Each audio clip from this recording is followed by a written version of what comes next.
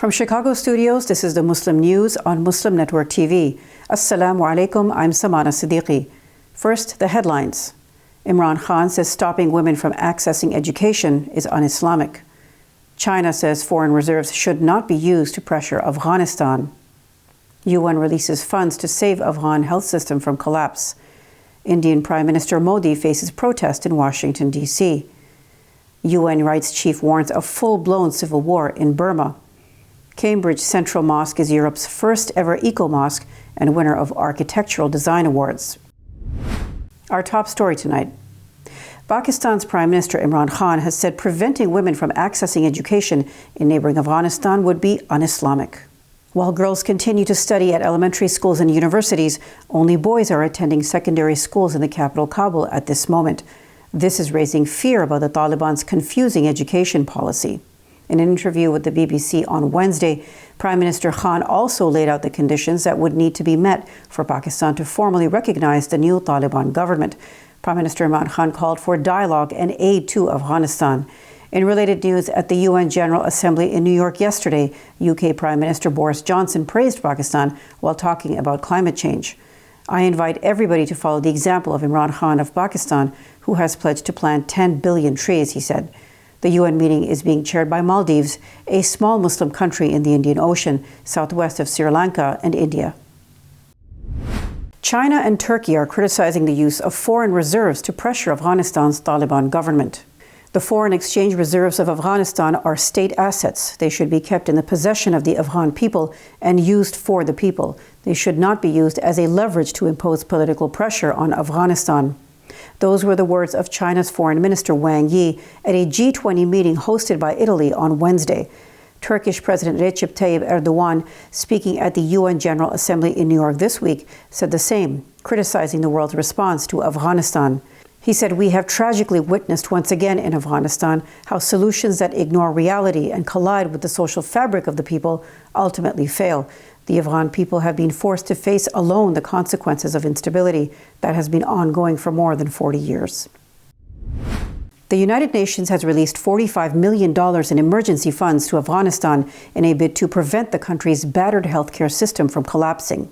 Martin Griffiths is the UN's Under-Secretary General for Humanitarian Affairs and Emergency Relief Coordinator.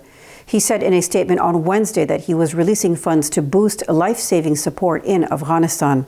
The country's healthcare system was plunged into crisis after the World Bank and the European Union froze funding to Afghanistan. This complicated aid deliveries and left many health facilities understaffed. In related news, the World Health Organization is warning of a serious crisis in Afghanistan. WHO Director General Dr. Tedros Ghebreyesus says the country faces an imminent humanitarian catastrophe. I believe that engaging the Taliban leadership is essential if we are to support the people of Afghanistan. Over the past 20 years, significant health gains have been made in Afghanistan in reducing maternal and child mortality, moving toward polio eradication, and more. Those gains are now at severe risk, with the country's health system on the brink of collapse. Protesters gathered in Washington, D.C. yesterday to voice their opposition to Indian Prime Minister Narendra Modi over the issue of minority rights in India. Demonstrators gathered in front of the White House, where Modi is expected to meet President Joe Biden on Friday. Justice for All, a prominent Muslim-led American human rights organization, was among the organizers of the protest. Hena Zuberi is the director of D.C. operations of Justice for All.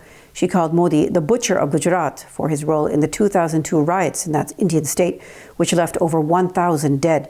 Zuberi said Modi must be checked for his blatant disregard for human rights violations. Washington Post contributing writer Rana Ayub has criticized President Biden for ignoring Modi's human rights record. Ayub is a prominent Indian journalist. She has written about her personal harassment by the Indian government, as well as its attacks on Indian media and human rights leaders. In an opinion piece in the Post yesterday, Ayub wrote that President Biden has made human rights the focal point of his foreign policy, but on India and many other fronts, he has looked the other way. Demonstrations are also planned at the United Nations headquarters in New York this week by Indian minorities and Kashmiris. Modi will be attending the UN General Assembly meeting, which is currently underway. The Washington-based human rights organization Genocide Watch has issued 2 genocide alerts for India in the last 2 years. One is for the state of Assam, the other is for Kashmir. A special segment is also coming up later tonight in our show, so keep watching Muslim News. After days of open French anger, France's President Emmanuel Macron finally talked to President Joe Biden yesterday. The 2 leaders spoke for the first time since the very public row erupted over the sale of submarines to Australia. The call lasted about 30 minutes. This was over the U.S. announcement of a deal to build nuclear submarines for Australia. It resulted in Australia canceling a $66 billion deal with France for conventional submarines. Paris called the U.S.-Australian plan a stab in the back. It also pulled its ambassador from the U.S. and Australia. In a joint statement after the call, the 2 leaders vowed to launch in-depth consultations for ensuring confidence. They also said they will meet in Europe at the end of October. In addition, the statement said Macron would order France's ambassador back to Washington next week. Meanwhile, European Union Foreign Policy Chief Joseph Borrell met U.S. Secretary of State Antony Blinken. And I am sure that we are going to talk about the recent issues in which we can build a stronger confidence among us, following the conversation that has been taking place this morning between the President Biden and the President Macron. I'm sure we'll be working together. Today, building off of the very important and productive U.S.-EU summit that President Biden took part in, a lot of work that we've been doing since then, including the establishment of the Trade and Technology Council, which we look forward to in the coming weeks, and a lot to talk about the work we're doing together quite literally around the world, to include, of course, Afghanistan and the Indo-Pacific, in Europe, and beyond. So, a senior American diplomat who oversees U.S. policy on Haiti has resigned. Daniel Foote cited the Biden administration's inhumane, counterproductive decision to send Haitian migrants back to a country that has been racked by a deadly earthquake and political turmoil. Foote was appointed special envoy to Haiti in July. Meanwhile, U.S. Homeland Security Secretary Alejandro Mayorkas defended his department Wednesday. This was after images showing U.S. immigration officers chasing down Haitian migrants on horseback at the border with Mexico went viral. Photos of the incident by AFP photographer Paul Racci on Monday were published repeatedly in media across the United States and around the world. Mayorkas told the House Homeland Security Committee that the images do not reflect who we are as a country, nor do they reflect who the United States Customs and Border Protection is. He also said he has ordered an investigation into the events captured in the images. The UN's rights chief on Thursday warned of a full-blown civil war in Burma, urging action from the international community. Michelle Bachelet was addressing the Human Rights Council after the release of a new report that detailed widespread violations by the Burmese military. She said some of these may constitute crimes against humanity or war crimes. More than 8,000 people, including children, have been arrested since a February 1st coup in the country. Over 4,700 remain in detention, Bachelet said, adding that most are held without any form of due process.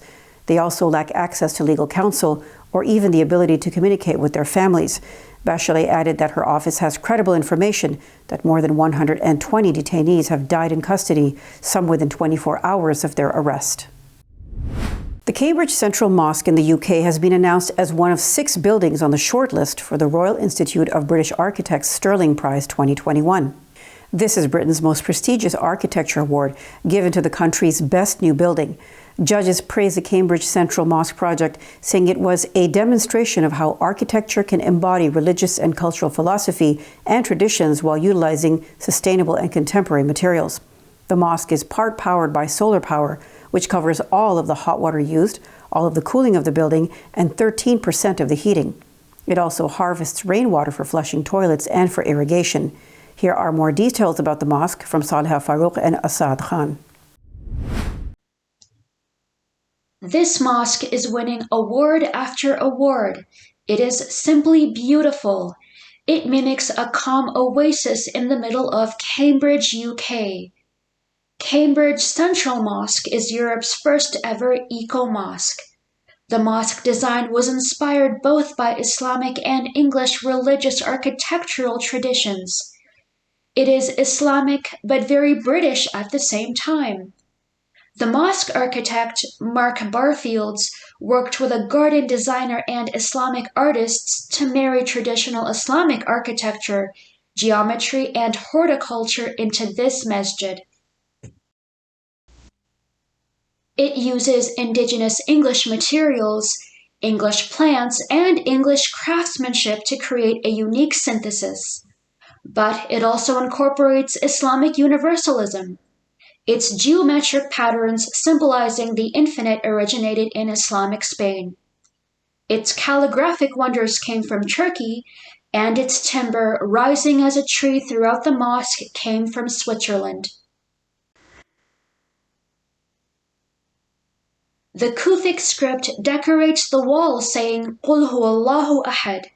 Qul huwallahu ahad. Say He is God, the One. Say He is the One God.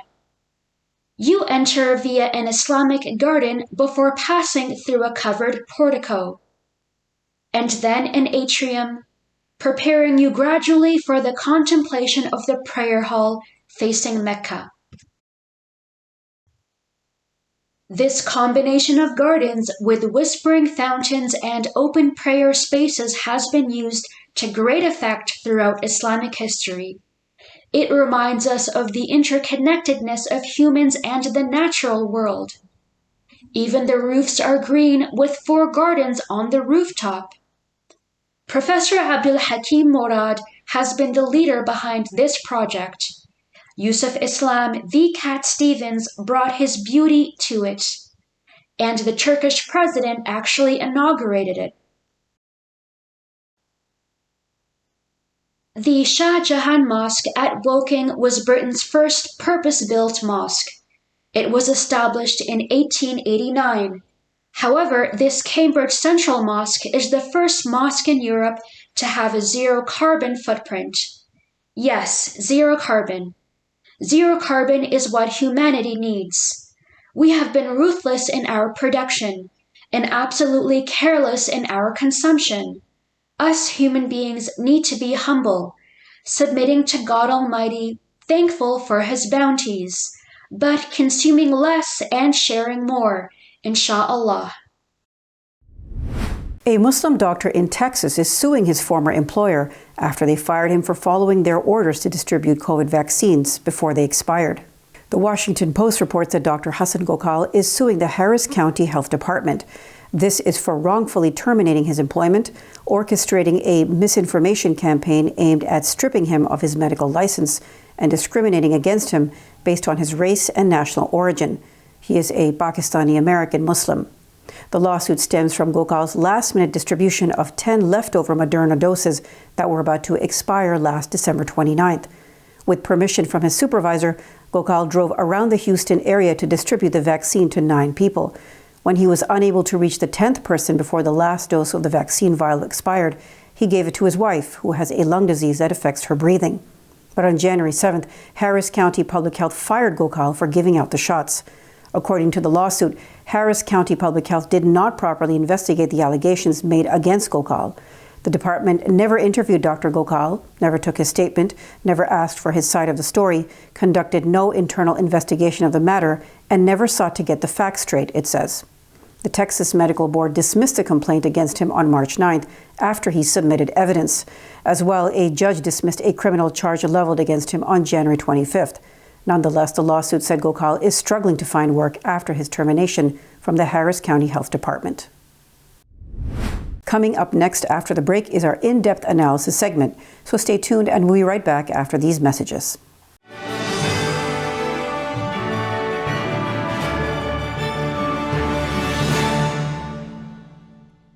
There are 16 million children struggling with hunger in America. That's 1 in 5 daughters, sons, neighbors, and classmates who don't know where their next meal is coming from. Yet billions of pounds of good food go to waste every year.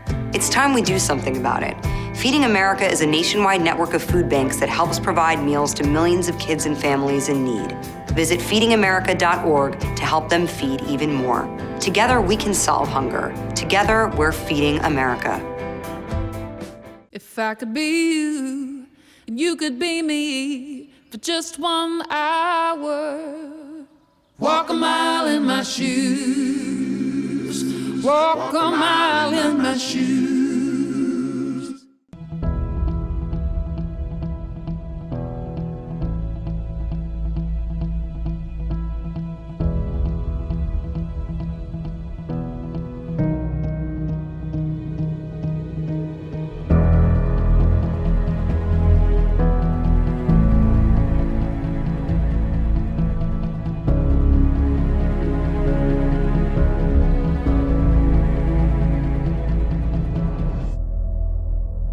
Despite the development of a COVID-19 vaccine, millions around the world will not have access. We need a vaccine that's free and available to everyone, everywhere.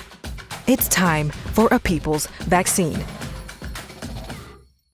Our fellow Americans. Right now, the COVID-19 vaccines are available to millions of Americans. And soon, they will be available to everyone. The science is clear. These vaccines will protect you and those you love from this dangerous and deadly disease. They could save your life. So we urge you to get vaccinated when it's available to you. That's the first step to ending the pandemic and moving our country forward. It's up to you.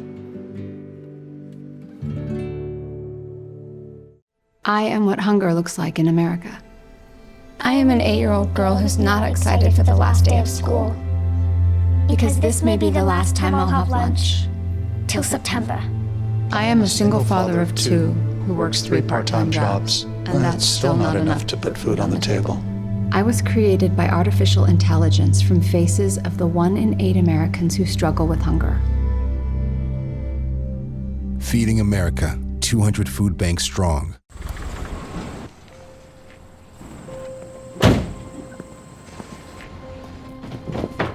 Dad, they took over my bedroom. Come on, come on. Okay, Dad. 1, 2, 3.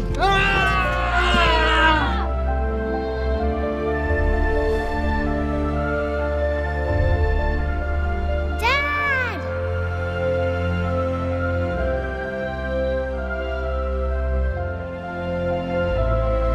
You saved me.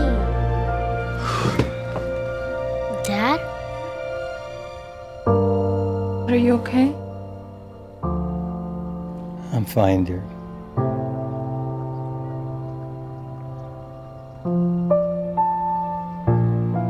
Your hero needs you now, and AARP is here to help.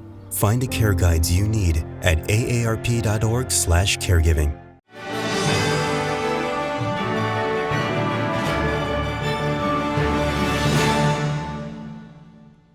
Welcome back. Earlier in our show, we shared the news of a protest against Indian Prime Minister Narendra Modi's visit to the U.S. For more updates, let's go to Henna Zuberi. Over to you, Henna. Thank you, Sister Samana. We're here right now in Lafayette Park in Washington, D.C., in front of the White House. And activists, Indian nationals have gathered together to protest the entry of Modi into Washington, D.C. at the behest invitation of the U.S. government. After 16 years of being banned from entering the United States, he is here again under diplomatic immunity, despite being called the butcher of Gujarat. We're going to be talking to some of the people who are attending this protest and ask them why they're here. Why does India block the internet? Because they are hiding their atrocities. Today in India today, lynchings of Muslims, Christians, and Dalits are so commonplace that they are organized on social media and the videos uploaded online for the world to see. That is how common hate violence and lynchings are in India today. Journalists who've dared to cover the CAA, the Citizenship Amendment Act, the NRC, the National Registry of Citizens, or the farmers' protests, risk their lives, risk their livelihood, because they run the risk of incarceration or worse, just for reporting the truth during the internet blackouts. The Indian government revoked the autonomy of Kashmir without consultation with the Kashmiri people or Kashmiri legislators.